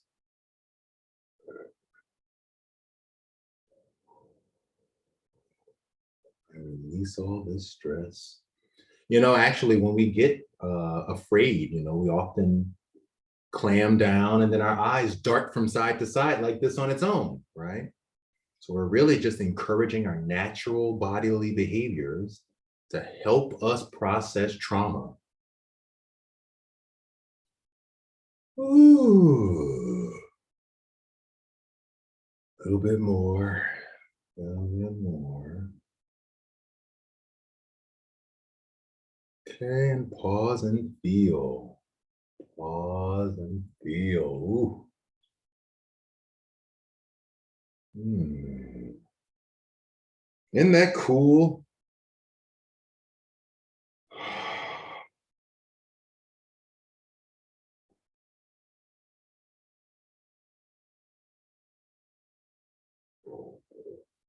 Oh.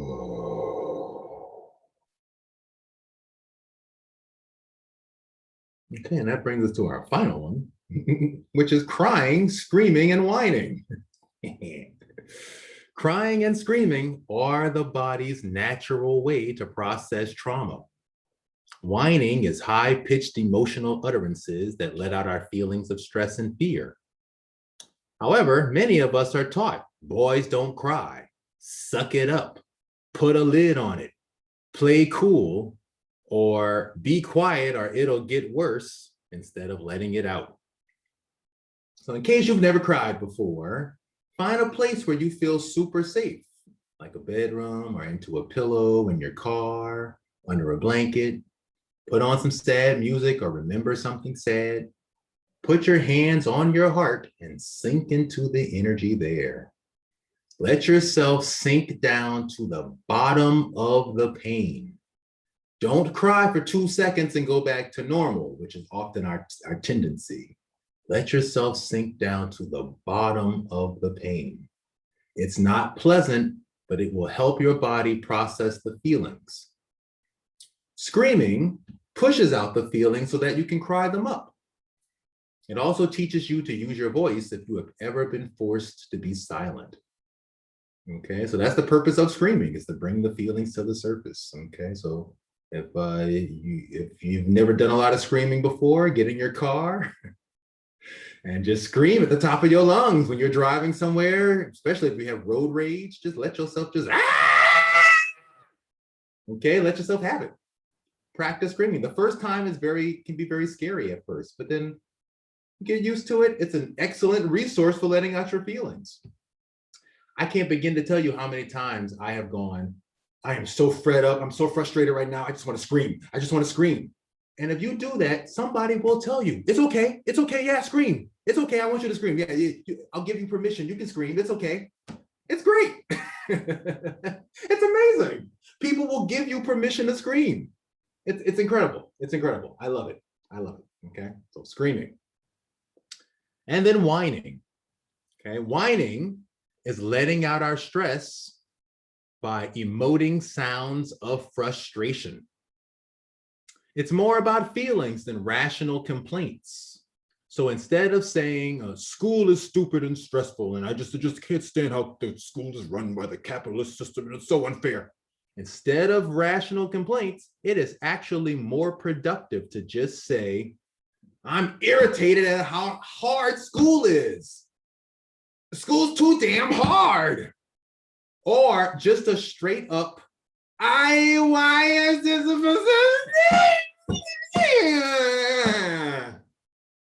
okay. Now, you might not want to do that at the board meeting. You might not want to do that at a faculty meeting. You might not want to do it in the middle of class. You might want to do it at a different time. But believe it or not, on an emotional level, it is healthier for you to just go, instead of coming up with a whole analysis about why school is so hard and unfair. Believe it or not, okay? So this is totally connecting to your childhood self, because we only let a 4-year-old have a moment like that. Well, now you get the right to have a moment like that too. Okay. Honor your feelings. Honor your feelings. Okay. And then I have a final exercise I like to call the losing it, which is doing all of these exercises all at once. In case you happen to be there that day, you can tap your head, move your eyes, breathe fast, scream and whine all at the same time. You can just, okay. A day may call for that. You never know, right? There could be a day where you need that, okay? And the beautiful thing about it is, as crazy as that all looks, it's all based in scientific research about how to heal from trauma. Okay, all of it is. It looks crazy, sure it does. And it all actually really works. It all actually really works. Okay, so please practice. So please practice, please practice. None of this is a one and done. And I want to just take a moment, we're at 7:03 here. So I just want to take a moment and just honor the wonderful people who came to class today, to honor your emotional space, whatever came up for you during this journey. Yeah, I just want to say thank you for your time. And if anything comes up you want to talk about it, feel free to shoot me an email. Please practice, please practice, please practice. Next week, I'm going to introduce some new exercises. So please practice these exercises, and please share with others. Please share with others. We all have such a hard time with our feelings. So the more help we can offer others, I say the better, the better, the better. Okay. Also, if it means anything to any of you, I'm working on a Spanish version of this too, but I don't speak Spanish. I'm working on Spanish resources to hand out for people in case I can help that community as well. And next term, I'm going to have this translated into Chinese also. So I'm doing everything I can to reach out to as many people as possible. Okay, I just think it's so hard for us to get in touch with our feelings. We all need help. Okay. All right, everyone. So good. Have a good week. Have a good weekend. I hope these exercises were of benefit to all of you. If you need me for anything, let me know. And otherwise, I'll see you all next week. Thank you so much. So welcome. So welcome. Oh, hey there. So welcome. So welcome. Okay. Well, let's end class. So I'll go make dinner, make that cactus, get that going. All right. Bye, everyone. Bye.